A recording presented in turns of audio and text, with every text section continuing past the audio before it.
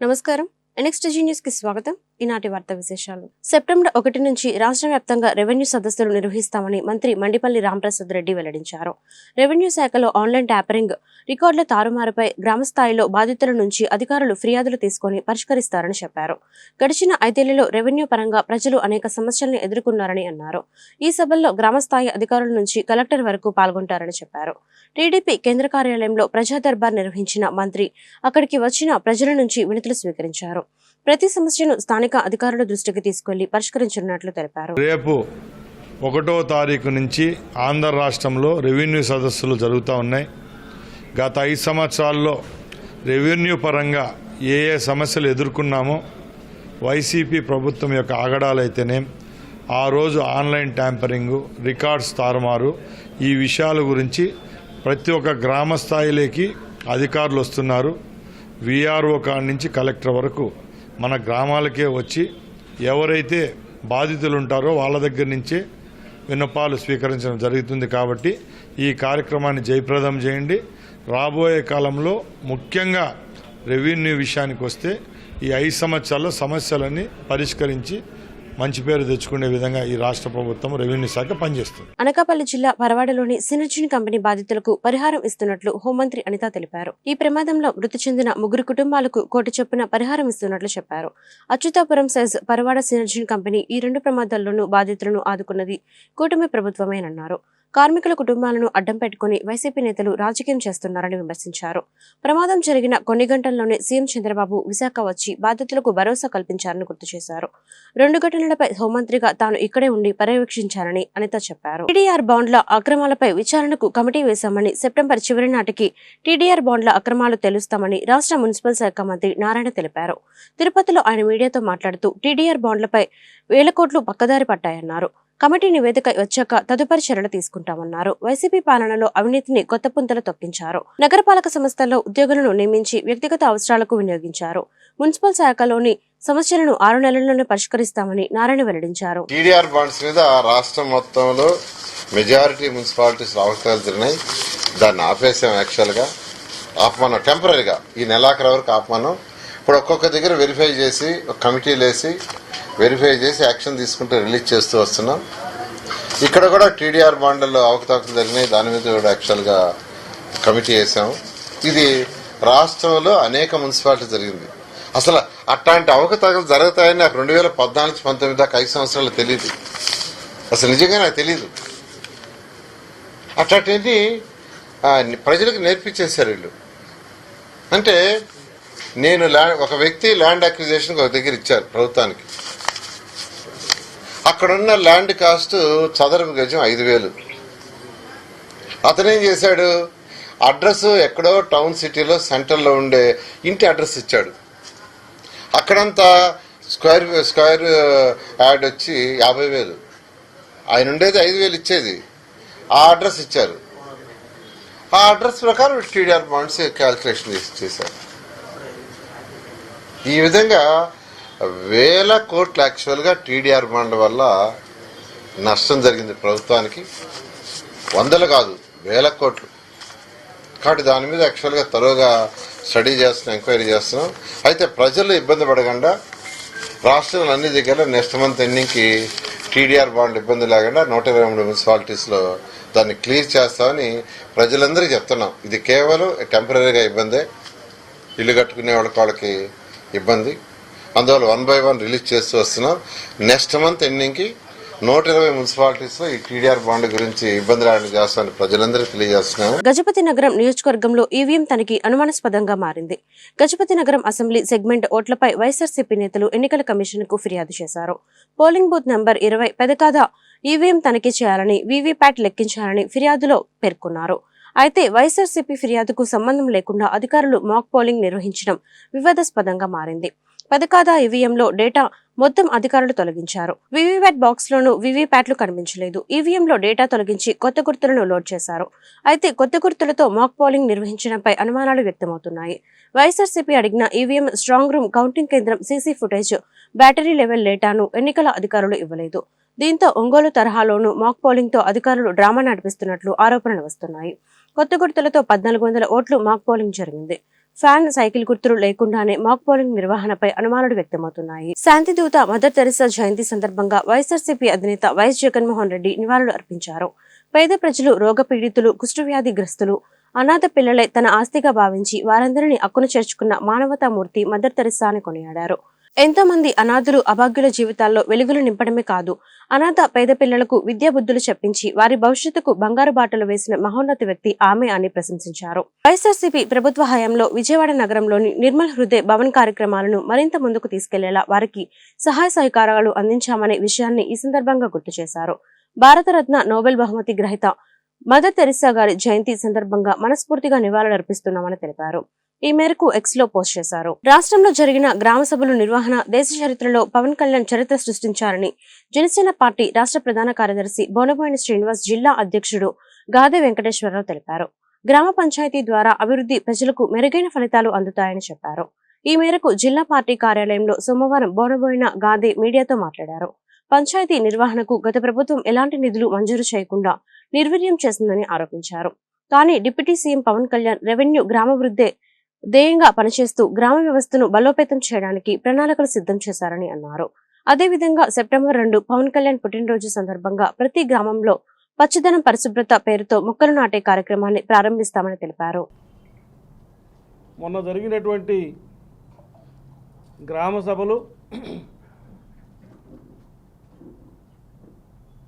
మన రాష్ట్రంలోనే కాక ఒకేసారి ఇన్ని గ్రామ పంచాయతీల్లో గ్రామ సభలు నిర్వహించడం అనేది ఇప్పటివరకు కూడా భారతదేశం మొత్తం మీద కూడా మొట్టమొదటిసారిగా మేధావులందరూ చెప్తా ఉన్నారు.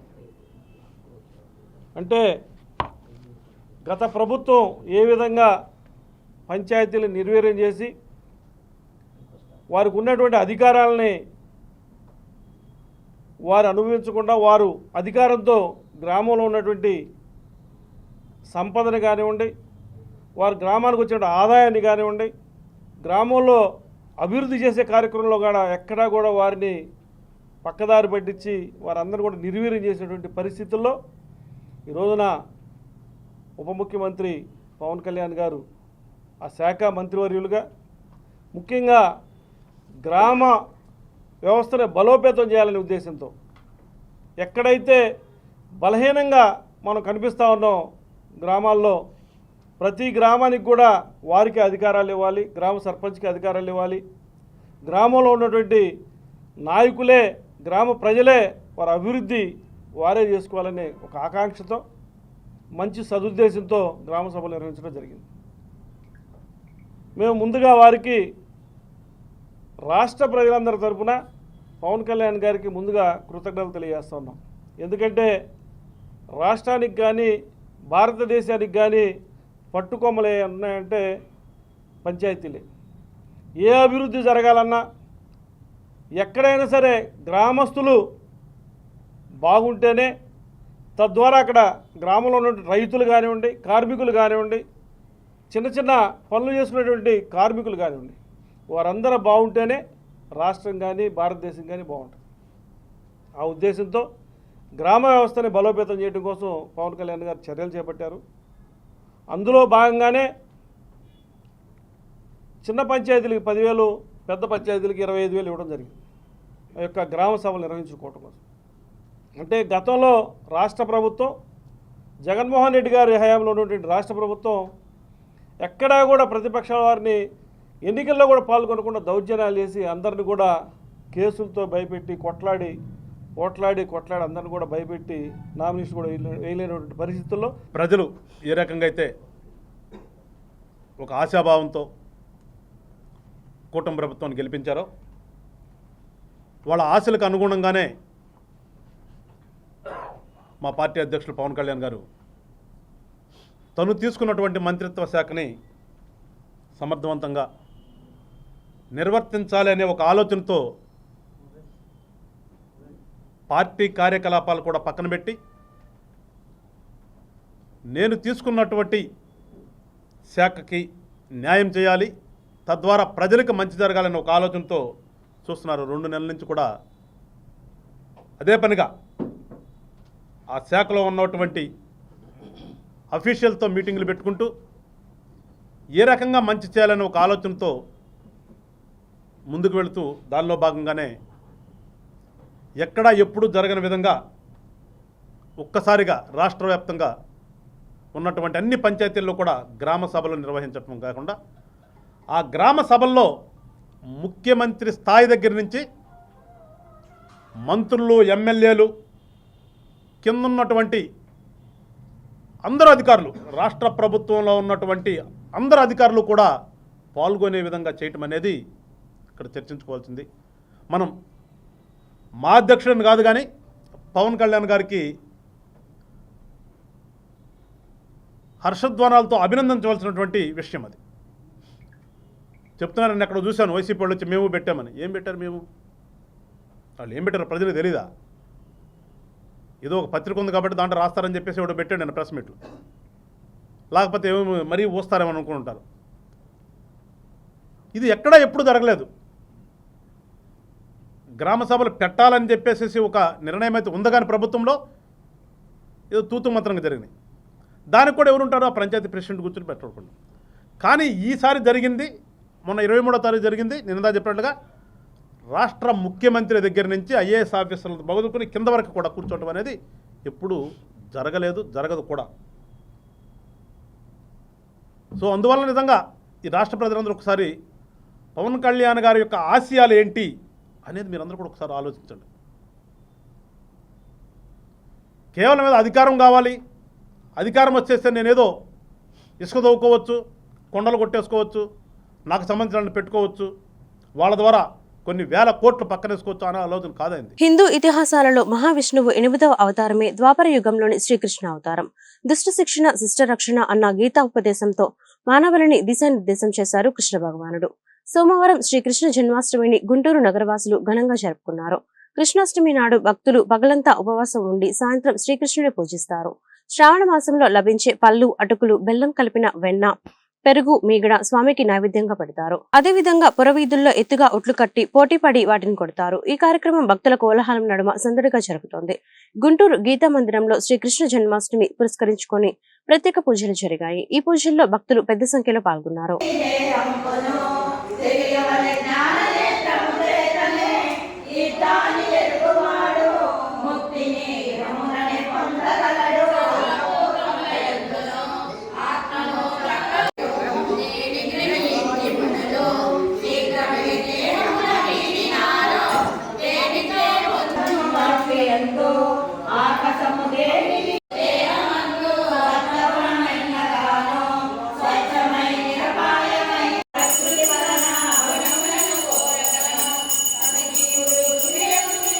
హోంమంత్రి వంగలపూడి అనిత తన బాధ్యతల నిర్వహణలో పూర్తిగా విఫలమయ్యారని వైఎస్ఆర్సీపీ మహిళా విభాగం అధ్యక్షురాలు వరదు కళ్యాణి విమర్శించారు. అలాగే అనిత ఒక అసమర్థ హోమ్ మినిస్టర్ అని కామెంట్స్ చేశారు. రాష్ట్రంలో ఇన్ని దారుణాలు జరుగుతుంటే ఏనాడైనా అనిత స్పందించారా అని ప్రశ్నించారు. కాగా ఎమ్మెల్సీ వరదు కళ్యాణి విశాఖలో మీడియాతో మాట్లాడారు. హోంమంత్రిగా అనిత విఫలమయ్యారు. తాను ఎప్పుడు వైఎస్ జగన్మోహన్ రెడ్డిని తిట్టడమే పనిగా పెట్టుకున్నారు. కూటమి ప్రభుత్వంలో హత్యలు, దాడులే జరుగుతున్నాయి. రాష్ట్రంలో ఇన్ని దారుణాలు జరుగుతుంటే ఏనాడైనా అనిత స్పందించారా? ఫ్యాక్టరీస్ భద్రతపై ఏనాడైనా సమీక్ష చేపట్టారా? అనకాపల్లి సినర్జీస్ ప్రమాదంలో సహాయక చర్యలు తీసుకోవడంలో ప్రభుత్వం విఫలం చెందిందని వరదు కళ్యాణి ఘాటు విమర్శలు చేశారు. మీ అందరికి ఒక అనుమానం రావచ్చు, ఏంటి అనిత గారిని పాయకరావుపేట ఎమ్మెల్యే అంటూ ఉన్నారు అనేసి. ఎందుకు అంటూ ఉన్నానంటే ఆవిడ ప్రోటోకాల్ ప్రకారం హోమ్ మినిస్టర్ తప్ప హోమ్ మినిస్టర్గా బాధ్యతలు అస్సలు నెరవేర్చట్లేదు. హోమ్ మినిస్టర్గా విఫలమయ్యారు. ఒక అసమర్థ హోమ్ మినిస్టర్. ఆవిడ ఎంతసేపు కూడా జగనన్నను తిట్టడం కోసమే ఆ పదవి ఇచ్చినట్టుగా బిహేవ్ చేస్తున్నారు తప్ప తను తన బాధ్యతలు నెరవేర్చాలి అనే విషయం ఆవిడ ఏమాత్రం కూడా గుర్తెరగట్లేని పరిస్థితి మనం చూస్తూ ఉన్నాం. ఈ అచ్యుతాపురం సెజ్ సంఘటన అయినప్పుడు కూడా ఈవిడ 2 గంటలకు జరిగితే మనం చూసాం. ఆ రోజు సెక్రటేరియట్లోనే ఉన్నారు. అప్పుడు చంద్రబాబు నాయుడు గారు ఉన్నారు, డీజీపీ గారు ఉన్నారు. మరి వెంటనే ఎందుకు స్పందించలేదు ఈవిడ? 4 గంటలకి జగనన్నను తిట్టడానికి ప్రెస్ మీట్ పెట్టారు. జగనన్నను ఎప్పుడైనా తిట్టుకోవచ్చు, మీ పని ఎప్పుడు జగనన్నను తిట్టడమే కదా. మరి ఆ ప్రెస్ మీట్లో ఈ సంఘటన కోసం స్పందించలేదు ఎందుకు? అంటే నెగ్లిజెన్సీ. ఇలాంటి సమస్యల మీద మీకు ఇంపార్టెన్స్ లేదు కానీ ఎంతసేపు జగనన్నని తిట్టడం మీదే మీ కాన్సంట్రేషన్ కనిపిస్తూ ఉంది. ఫ్రీహోల్డ్ భూముల రిజిస్ట్రేషన్ ఆపడం మంచిదేనని రెవెన్యూ ఉద్యోగుల సంఘం రాష్ట్ర అధ్యక్షుడు బొప్పరాజు వెంకటేశ్వర్లు అభిప్రాయపడ్డారు. గత ప్రభుత్వ ఆదేశాల మేరకే అప్పట్లో నిర్ణయాలు తీసుకున్నామన్నారు. ఆ లావాదేవీల్లో అవినీతి జరిగితే చర్యలు తీసుకోవచ్చని చెప్పారు. విజయవాడలో నిర్వహించిన మీడియా సమావేశంలో బొప్పరాజు మాట్లాడారు. రాష్ట్ర ప్రభుత్వం ప్రారంభించనున్న రెవెన్యూ సదస్సుల విజయవంతానికి సిద్ధంగా ఉన్నామని చెప్పారు. ఐఆర్సీ 12వ పీఆర్సీ ప్రకటించాలని ప్రభుత్వాన్ని కోరుతున్నట్లు చెప్పారు. ఆ రోజున ప్రభుత్వ భూములు ఫ్రీ హోల్డ్ ని చేయాలని చెప్పి ఆగమేఘాల మీద నిర్ణయాలు తీసుకొని మరి ఆలోచించే సమయం గాని కనీసం పూర్తి స్థాయిలో వాటి గురించి చర్చించే అవకాశం గాని లేకుండా రోజువారీ టార్గెట్లు పెట్టి ఉన్నతాధికారులు టెలికాన్ఫరెన్సులు చేసి వీడియో కాన్ఫరెన్సులు చేసి ఎన్ని వేల ఎకరాలు చేశారు, ఎన్ని వందల ఎకరాలు చేశారు అని రోజువారీ టార్గెట్లు పెట్టి హడావుడి చేశారు. నూతన ప్రభుత్వం ఫ్రీ హోల్డ్ మీద వేల ఎకరాలు తప్పుడుగా చేశారనో రకరకాలుగా వార్తలు వస్తున్నటువంటి నేపథ్యంలో రెవెన్యూ ఉద్యోగులుగా మేమేదో తప్పు చేసినటువంటి భావాన్ని కొంతమంది ప్రభుత్వ పెద్దలు మాట్లాడుతున్నారని బాధను వ్యక్తం చేశారు. ఈ ప్రభుత్వం ఫ్రీ హోల్డ్ మొత్తం కూడా రిజిస్ట్రేషన్ నిలుపుదల చేశారు. సంతోషం, వాళ్ళ నిర్ణయం. ఉద్దేశపూర్వకంగా ఎవరైనా తప్పు చేసుంటే తప్పకుండా శిక్షించాల్సిందే. దానికి రెవెన్యూ సర్వీసెస్ ఎప్పుడు కూడా అడ్డు రాదు. కానీ ఇన్ని వేల ఎకరాలు చేశారు, ఎవరెవరో దోచుకున్నారంటే మాకు సంబంధం లేదు, కొనుక్కున్న వాళ్ళ సంబంధించింది వ్యవహారం అది. రేపు ఏదైతే రెవెన్యూ సదస్సులు ఏర్పాటు చేస్తున్నారో ఈ యొక్క రెవెన్యూ సదస్సుల్ని విజయవంతం చేయడానికి రాష్ట్ర రెవెన్యూ యంత్రాంగం మొత్తం సిద్ధంగా ఉంది. పురాతన శాఖ రెవెన్యూ శాఖ, పురాతనమైనటువంటి రెవెన్యూ రికార్డులు, వందల సంవత్సరాల క్రితం ఉన్న రెవెన్యూ రికార్డులు ఉంటాయి. ఆ రికార్డులకు భద్రత ఉందా అని చెప్పి అడుగుతున్నాను. రికార్డులు భద్రపరుచుకొని జాగ్రత్త పెట్టుకున్నటువంటి రికార్డ్ అసిస్టెంట్ పోస్టు ఈ రోజు ఏ కార్యాలయాలను ఉందా? లేదు. పెట్టిన రికార్డులు భద్రంగా ఉండటానికి కార్యాలయాలు సక్రమంగా ఉన్నాయా? ఆలోచన చేయాలి. ఈ వార్తలు ఇంతటితో సమాప్తం. మరొక బులెటిన్లో మళ్ళీ కలుద్దాం. నమస్కారం.